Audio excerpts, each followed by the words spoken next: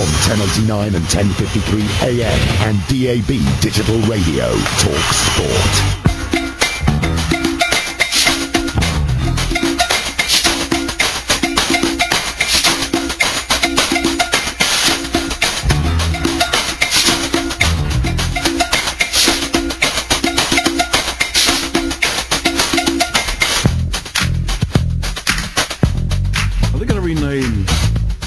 Big Brother, Celebrity Big Brother to Celebrity Desperates, like Desperate Housewives, because I don't think any of them are actually celebrities. And this bloke who's with, what's her name, Jade Goody or something, or Godley or whatever, I mean, he's not a celebrity, is he?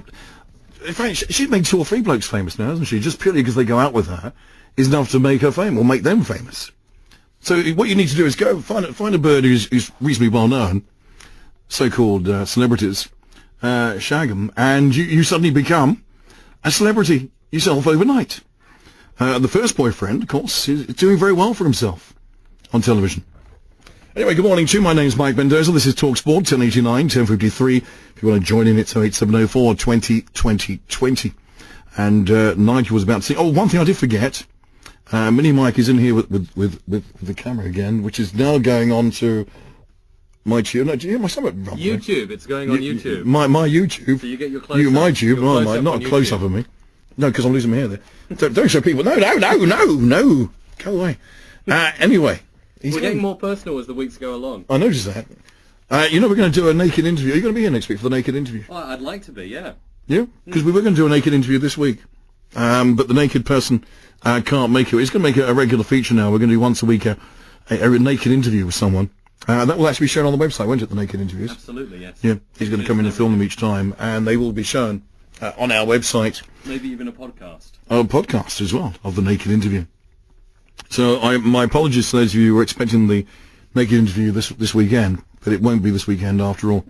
Anyway, I was going to say on MySpace this week, if you have a look at MySpace, Mike Mendoza, you can in fact go to my website as well, www.themikemendozashow.co.uk. Go to MySpace, and you will see that I have 499 friends, which is not bad. I thought I would have had a lot more than that, but I've only been on a few weeks now. So I'm up to 499. So if anyone gets to the 500, I'm going to give them a Mike Mendoza T-shirt and a pillowcase. Okay, so whoever gets in at number 500 will get the T-shirt and the pillowcase. So the T-shirt, I forgot what they say now. You've got them on the website. If I go to my website and see what they say. I go to bed with Mike Mendoza, I think. No, what's it say on the pillowcase there? I sleep with Mike Mendoza. No, apart from that, what's it say on the pillowcase? And we don't know what you get up to. What do... Anyway, so they're quite suggestive, the slogans on front of the T-shirt and the pillowcase, but the 500th person on MySpace will in fact get one of those, or one of those each, so you get two little prizes there for clicking on and becoming number 500 friend, which ain't bad. Thank you. Nigel, where did we get to? You going to sing a song? You there, Nigel, still? Oh, you cut it off. Oh, I need to cut it back on. You need to get him back on again. Oh my God! Shall I hold that for you? Okay, I shall just carry on and pretend that I'm doing nothing, which can't be too bad. Nigel, excuse me.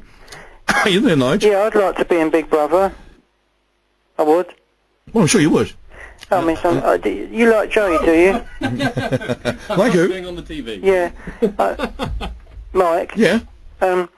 Yeah. Did you know I was on Channel 4 at one time in a programme?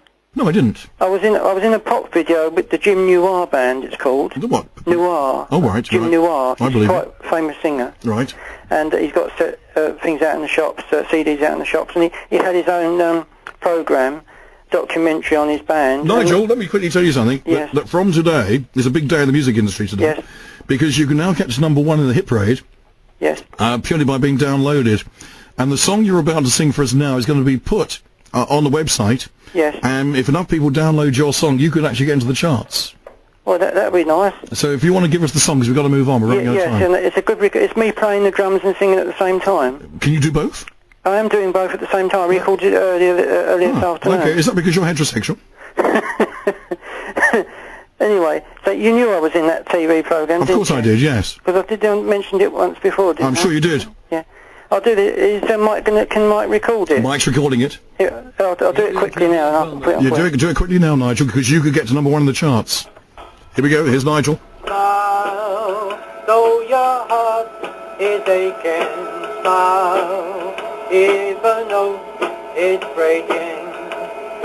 When there are clouds in the sky, you and I, if you smile through your tears and sorrow, smile, and maybe tomorrow you'll see the sun come shining through. If you just smile.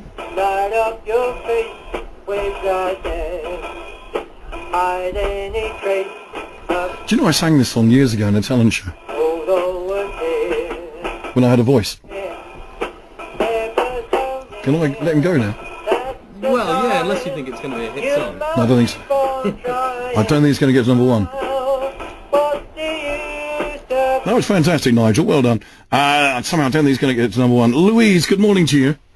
Yes, good morning, Mike. Sorry to keep you waiting so long, Louise. That's quite all right. I was getting quite entertained listening to Nigel there, and I think we should all support him in his bid to be number one. In his moment of need, yeah. Yes, bless him at the heart. Mike, although Mini Mike wanted me to speak about something else, I would like to speak about Saddam Hussein's execution, and where you said it should be more public. Yes, very much so. Why? Well, because the world should see a man like that being executed.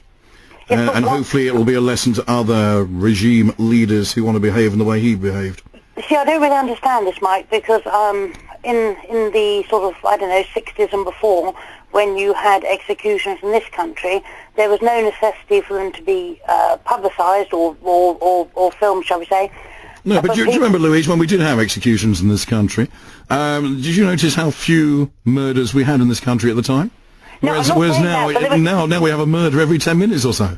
But there was no necessity to film, was there? Well, I wasn't around then, but people were quite happy. Well, I remember them quite well, Louise, and I can tell you, certainly in London, when executions took place, and where I lived, and I was in North London at the time, where I was born and bred, the whole area went silent.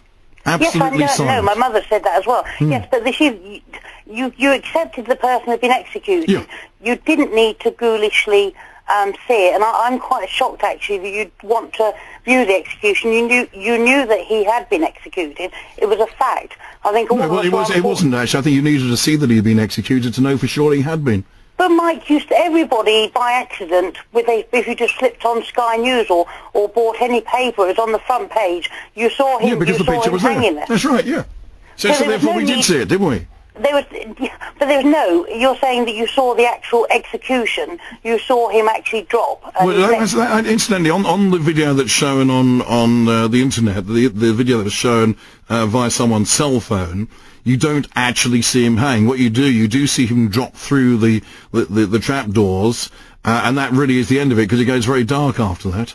You see, that's what I don't understand. Why is there this bloodlust? Why do we need to see it? I mean, the actual. I don't need to state again why the thing was illegal, because I think I've said it enough times. But the actual. Well, that's rubbish anyway. No, it's my it's opinion. rubbish. That's your opinion. That's right, that's your opinion, that's fine. You've got to respect my opinion. No, I don't have to, but go on. Well, I think you do. No, I think don't. No one insists I've got to respect your opinion. Or anybody No, I else's think opinion. it's right to respect everybody's opinion. No, as long as you respect mine, that's the important one. I do respect your opinion, Mike, but mine is as worthy as yours, and so is everybody else's. Well, some are more worthy than others. No, but the fact is that I don't understand this bloodlust. I mean, if you look back to 60 odd years ago, I mean, there's a very, very famous picture that's in God knows how many books and documents and whatever of when Goebbels thought it'd be quite fun to see killings carried out.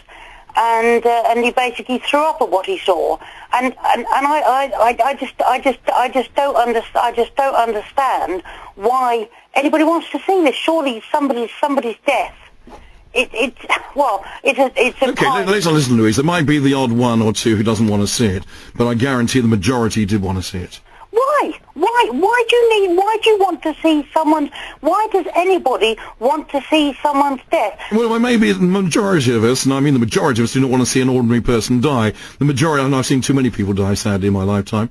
The majority of us do not want to even see a murderer die, quite honestly. But I think someone like Saddam Hussein, yes, we did need to see him die. Do you know? He's different to anybody else.